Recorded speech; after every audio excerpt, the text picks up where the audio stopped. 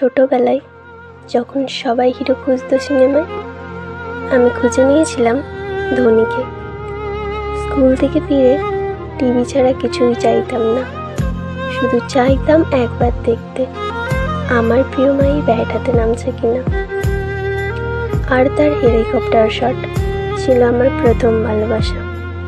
তার লম্বা হালকা চুলগুলো, গ্লাভস পরার ধরন আমার ছোটবেলার সবচেয়ে বড় ক্রাশ। ধোনি আমার কাছে শুধু একজন ক্রিকেটার নয়, সে আমার নীরব আবেগ আর আমার মন ভরা বিশ্বাস। আজও সে মাঠে আছে, মানে সিএসকে ফ্যানদের হৃদয় বেঁচে আছে।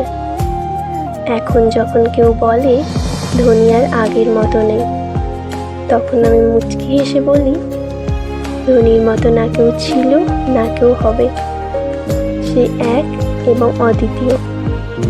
সে এখনো খেলছে আমাদের মতো ভক্তদের জন্য, আমাদের ভালোবাসার জন্য।